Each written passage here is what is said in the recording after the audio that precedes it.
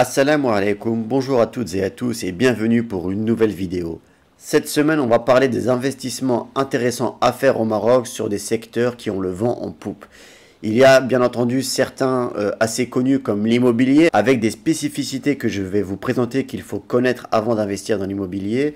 D'autres secteurs un peu moins connus mais qui possèdent également tout autant de potentiel. Cette vidéo pourra également vous servir si vous cherchez des domaines d'activité où vous positionnez en tant qu'entrepreneur si vous souhaitez lancer une entreprise au Maroc, donc restez bien à l'écoute. Vous savez que j'essaie toujours de rester dans l'information utile pour vous aider dans votre quotidien ou dans votre future installation au Maroc si jamais vous n'avez pas encore franchi le pas. Si ce sujet vous intéresse, tâchez d'être abonné à la chaîne pour ne rien rater des vidéos à l'avenir. On commence tout de suite. Alors on commence avec le domaine le plus évident et le plus connu au Maroc qui est l'immobilier, mais je vais vous montrer qu'il y a plusieurs sous-catégories où investir dans l'immobilier au Maroc selon votre budget et selon votre objectif court ou long terme. Alors on va commencer avec l'achat d'un appartement. Tout d'abord, sachez que choisir votre bien immobilier dépendra de votre objectif de rendement, c'est-à-dire est-ce que vous souhaitez un rendement passif régulier avec par exemple de la location ou si vous souhaitez faire simplement une plus-value sur le long terme. L'achat d'un appartement est un excellent moyen d'obtenir un revenu passif. Et quand je dis passif, c'est-à-dire obtenir une rémunération régulière sans que cela ne résulte d'une action de votre part.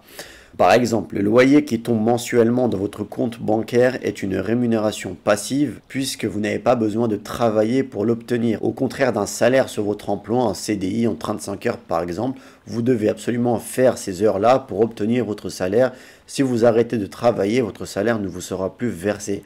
Voilà pour la petite explication du revenu passif et donc l'investissement dans un appartement est un excellent moyen d'obtenir ce fameux revenu entre guillemets passif au Maroc et aussi bien sûr de sécuriser son installation dans le pays. Ce qui est bien avec les appartements au Maroc, c'est que vous en avez pour tous les prix, de l'appartement économique à 250 000 dirhams, soit environ 25 000 euros, jusqu'à 2 millions de dirhams et même encore plus pour des appartements de luxe.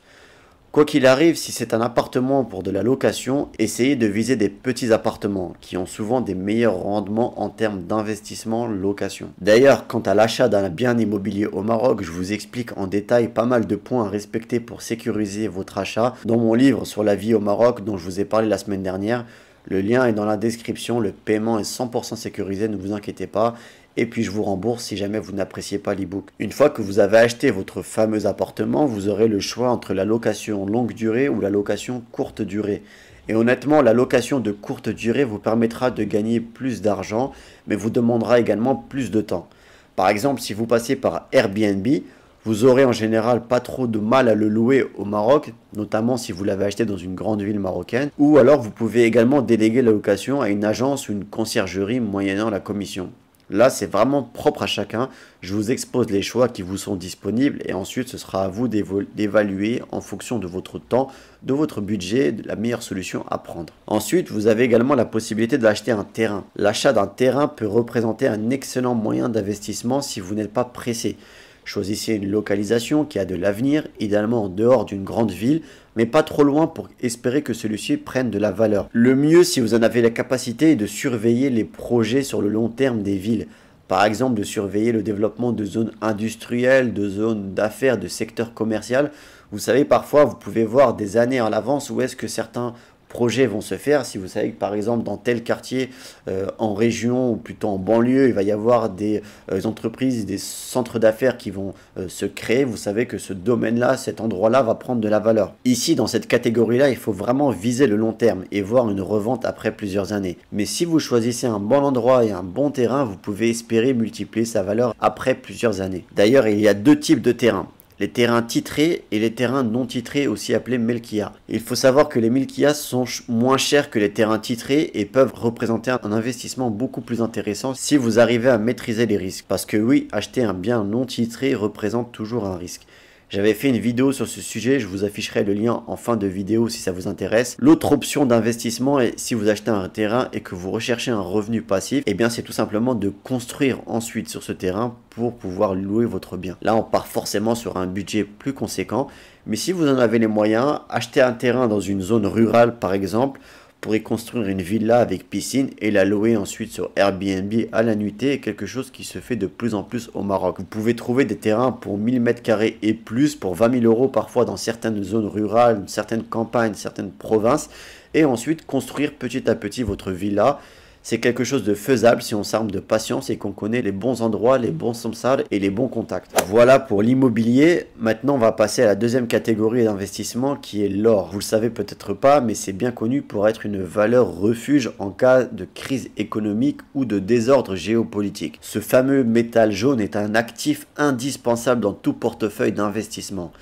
Bien sûr, il vous faudra privilégier l'or physique et non l'or papier, qui lui n'a aucune protection sur votre capital. En fait, qu'est-ce que c'est l'or physique? L'acheteur va acheter physiquement de l'or, donc sous forme de pièces, de lingots ou de bijoux. Il s'agit généralement d'or qu'on dit palpable, alors que l'or papier, c'est plutôt un produit financier que vous allez acheter sur Internet et qui va varier en fonction du cours et de la valeur de l'or. Le placement en or est une excellente solution pour toute personne souhaitant investir de façon sûre et sécurisée. Et en plus, l'or physique est reconnu partout dans le monde. Et donc là, c'est pas comme vous achetez par exemple un appartement au Maroc qui va valoir une certaine somme en dirhams, mais si vous quittez le pays ou vous allez dans un autre pays, il vous faudra vendre ce bien et vous savez que le dirham est une monnaie semi-fermée et ça va être compliqué d'exporter cet argent à l'étranger. Eh bien l'or est une valeur marchande universelle et dans le monde entier. Où que vous soyez sur la planète, la moindre petite pièce en or sera incontestablement monnayable. Et puisqu'on est sur le thème du Maroc, vous pouvez acheter de l'or directement dans les souks spécialisés dans les bijouteries par exemple, en indiquant que vous êtes intéressé par cet investissement.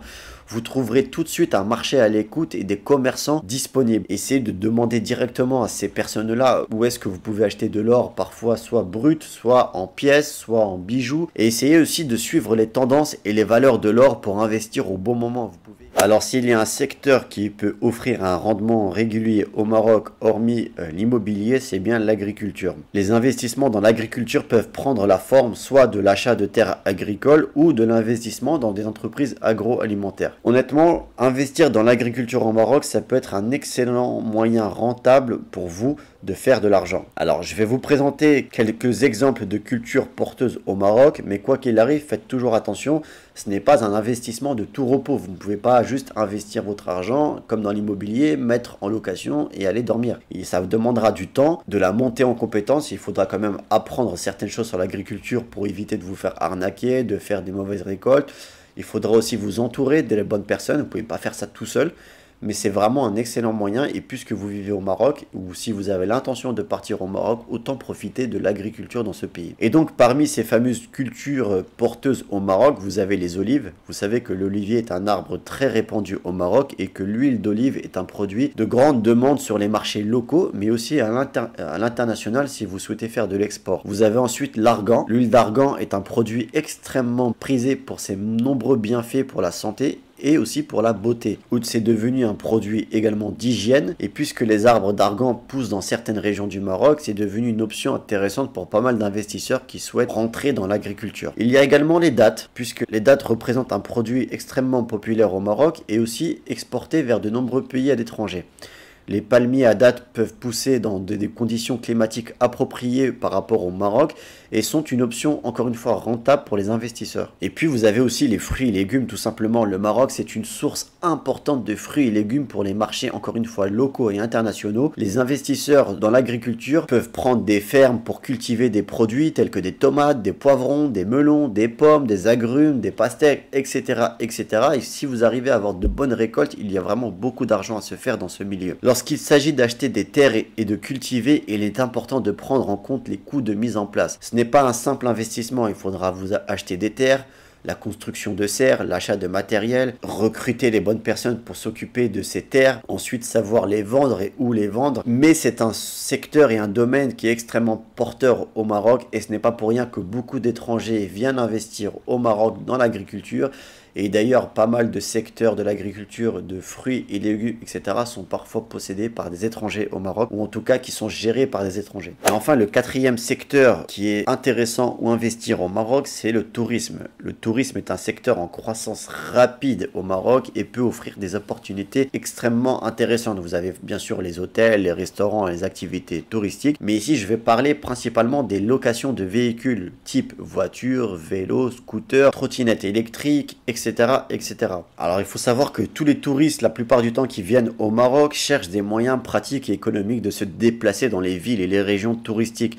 Les entreprises de location de vélos ou de voitures peuvent profiter de cette croissance pour offrir des services de transport pratiques et abordables. Et il y a honnêtement de plus en plus d'entreprises de location de vélos, de trottinettes électriques également, j'ai vu ouvrir dans ces dernières années, et bien entendu les locations de voitures. Mais puisque la demande pour les services de location augmente, c'est normal que la concurrence augmente également. Il y a vraiment beaucoup de place dans ce milieu. Selon le type de véhicule que vous voulez louer, l'investissement ne sera pas le même. Les locations de voitures, ça vous coûtera bien sûr un peu plus cher, ou en tout cas beaucoup plus cher. Il vous faudra aussi des licences.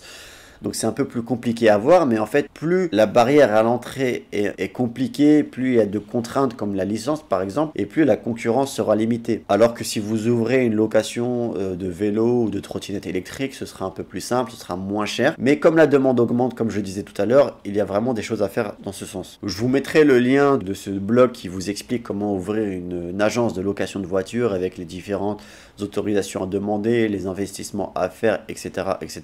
Bien sûr, il faudra aussi un local commercial. Mais honnêtement, c'est un secteur qui est extrêmement porteur. Et puis, j'ai vu aussi de nombreuses agences de location se diversifier, c'est-à-dire qu'ils ne faisaient pas que de la location de voitures, mais derrière, ils offraient des circuits, des activités annexes avec, par exemple, des balades en bord de mer, des tours en jet ski, tours en bateau pour faire de la location de bateau. Mais vraiment, en fait, ouvrir tout un écosystème lié au transport et aux activités de tourisme. Donc voilà pour ces 4 secteurs potentiels où investir au Maroc. J'espère que ça pourra vous aider ou vous éclairer, ou quoi qu'il arrive, vous aurez appris quelque chose. Si vous avez aimé la vidéo, n'hésitez pas à laisser un like, ça permet de me soutenir et de rendre la vidéo plus visible. Comme je vous l'ai dit tout à l'heure, je vous laisse avec la vidéo pour éviter les arnaques sur l'immobilier au Maroc. N'hésitez pas à y jeter un œil. Moi, je vous dis à la semaine prochaine, Inch'Allah. Je vous souhaite une excellente semaine. N'oubliez pas, prenez soin de vous, prenez soin des autres. Assalamu alaikum.